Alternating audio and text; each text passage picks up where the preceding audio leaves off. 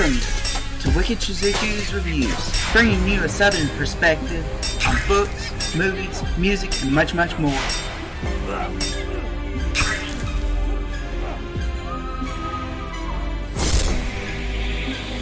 Stick around for a while, you just might hear something wicked.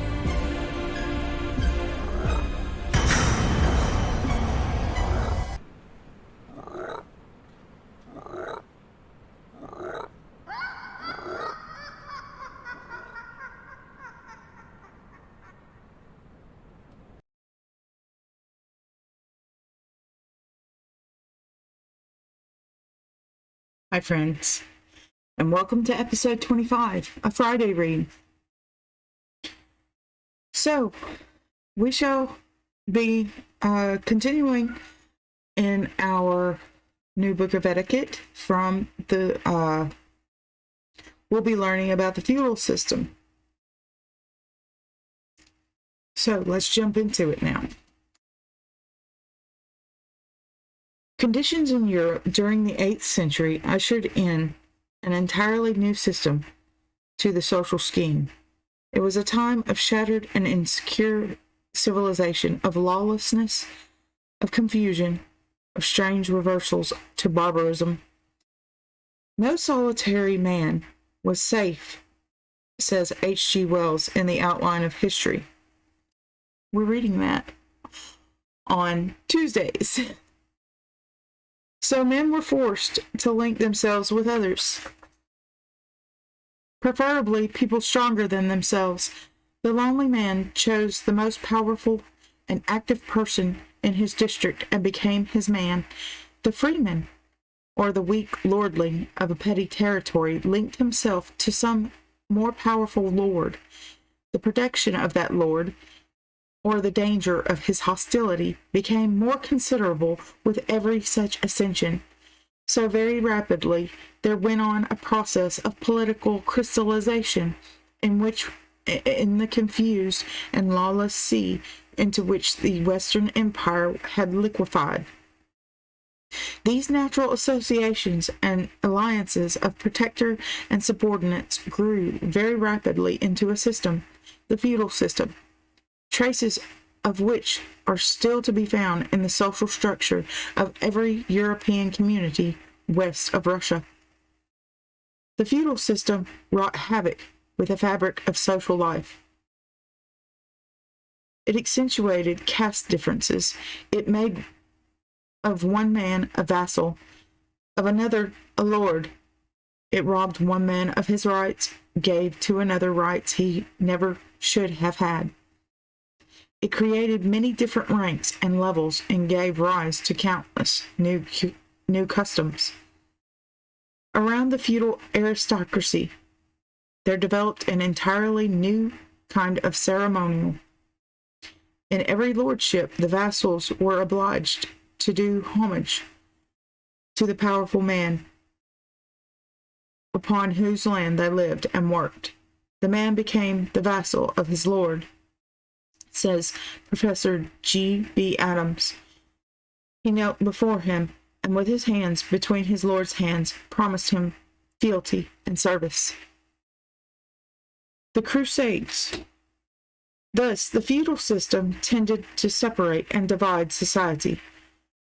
But at the beginning of the 11th century, we witness the dawn of an inspiring new idea, an element that tends to draw weak and powerful together, a link that binds men together, again in common interest and understanding. We refer to those tremendous and spectacular movements of armed men, the Crusades. With a fervor and enthusiasm unparalleled in history, the people were coming from France, Normandy, England, southern Italy, and Sicily to rescue the Holy Sepulchre from the profane touch of the infidel. These crusaders brought back with them rich fabrics and exquisite tapestries. They brought into France and England strange new tastes and customs, returning from faraway places, influenced by strange people with strange customs. They set the pace for a new social era, A study of etiquette reveals many customs and fashions that originated during the period of the Crusades. And we shall continue next Friday read with the French system of chivalry. So, we shall quickly jump to Comedy of Errors and pick up where we left off there.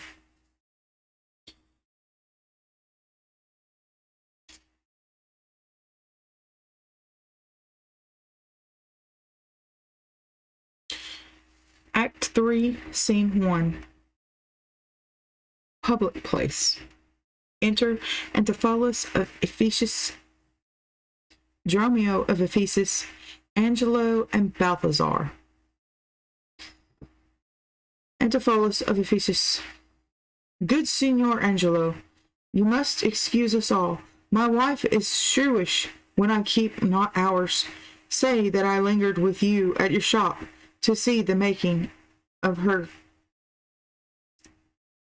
carcanet, and that tomorrow you will bring it home. But here's a villain that would face me down. He met me on the mart, and that I beat him, and charged him with 1,000 marks in gold, and that I did deny wife and house. Thou drunkard thou, that didst thou mean by this? Dromio of Ephesus. Say what you will, sir, but I know what I know. That you beat me at the mart, I have your hand to show. If the skin were parchment, and the blows you gave me were ink, your own handwriting would tell you what I think. Antipholus of Ephesus. I think thou art an ass. Dromio of Ephesus. Marry, so it doth appear, by the wrongs I suffer and the blows I bear, I should kick, and being kicked, and being at that pass, that you would keep from my heels, and beware of an ass. Antipholus of Ephesus. You are sad, Signor Balthazar. Pray God, our cheer may answer my good will, and your good welcome here. Balthazar. I hold your dainties cheap, sir, and your welcome dear. Antipholus. O Signor Balthazar, either at flesh or fish, a table of welcome makes scarce one dainty dish. Balthazar. Good meat, sir, is common, that every churl affords. Antipholus. And welcome more common, for that's nothing but words. Balthazar. Small cheer and great welcome makes a merry feast. Antipholus. I, to a niggardly host, sparing and more sparing guest, but through my cates be mean, take them in good part. Better cheer may you have, but not with better heart. But soft, my door is locked. Go bid them let us in. Sorry. Dromio of Ephesus. Maud, Bridget, Marion, Cicely, Gillian, Jen. Dromio of Sirius, within. Mome, Malt Horse, Capon, Coxcomb, Idiot, Patch. Either get thee from the door, or sit down at the hatch. Dost thou conjure for witches that thou callest such store? When one is too many, go get thee from the door. Dromio of Ephesus. What patches made our porter? My master stays in the street. Dromio of Syracuse. Let him walk from whence he came, lest he catch a cold on his feet. Antipholus of Ephesus. Who talks within there? Ho, open the door. Dromio of Syracuse. Right, sir. I'll tell you when, and you'll tell me wherefore. Antipholus of Ephesus. Wherefore my dinner I have not dined today, Dromio of Syracuse. Nor today here you must not. Come again when you may. Antipholus. What art thou keepest from me out from the house I owe? Dromio of Syracuse. The porter for this time, sir, and my name is Dromio. Dromio of Ephesus. O villain! Thou hast stolen both mine office and my name. The one ne'er got me credit, and the other mickle blame. If thou hadst been Dromio today in my place, thou wouldst have changed thy face for a name, or thy name for an ass. Lucio. Faith, no, he comes too late, and so tell your master. Dromio of Ephesus. O Lord, I must laugh. Have you at you with a proverb? Shall I set in my staff? Luciana. Have at you with another. That's when. Can you tell?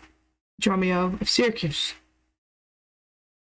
If thy name be called Luce, thou hast answered him well. Antipholus of Ephesus. Do you hear, you minion? You'll let us in, I hope. Luciana. I thought to have asked you. Dromio of Syracuse. And you said no. Dromio of Ephesus. So come help. Well struck, there was a blow for blow. Antipholus of Ephesus. Thou baggage, let me in. Luciana. Can you tell for whose sake? Dromio of Ephesus. Master, knock the door hard. Luciana. Let him knock till it ache. Antipholus of Ephesus. You'll cry for this, minion, if I beat the door down. Luciana. What needs all that and a pair of stocks in the town? Adriana, within. Who is at the door that keeps all this noise? Dromio of Syracuse. By my troth, your town is troubled with unruly boys. Antipholus of Ephesus. Are you there, wife? You might have come before. Adriana. Your wife, sir knave. Go get you from the door. Dromio of Ephesus. If you went in pain, master, this knave would go sore.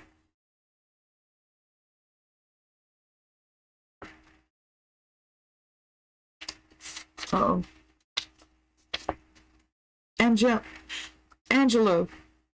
Here is neither cheer, sir, nor welcome. We would fain have not either. Balthazar. In debating which was best, we shall part with neither. Dromio of Ephesus. They stand at the door, master, bid them welcome hither. Antipholus of Ephesus. There is something in the wind that we cannot get in. Dromio of Ephesus. You would say so, master, if your garments were thin. Your cake here is warm within. You stand here in the cold. It would make a man mad as a buck to be so bought and sold. Antipholus of Ephesus. Go fetch me something. I'll break up the gate. Dromio of Syracuse. Break any breaking here, and I'll break your knave's pate. Dromio of Ephesus. A man may break a word with you, sir, and words are but wind. Aye, and break it in your face, and he break it not behind. Dromio of Syracuse. It seems thou wantest breaking out upon thee hind. Dromio of Ephesus. Here's too much out upon thee. I pray thee, let me in. Dromio of Syracuse. Aye, them fowls have no feathers, and fish have no fin. Antipholus of Ephesus. Well, I'll break in. Go morrow me a crow.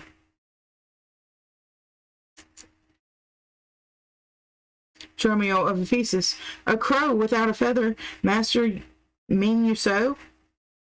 For a fish without a fin, there's fowl without a feather.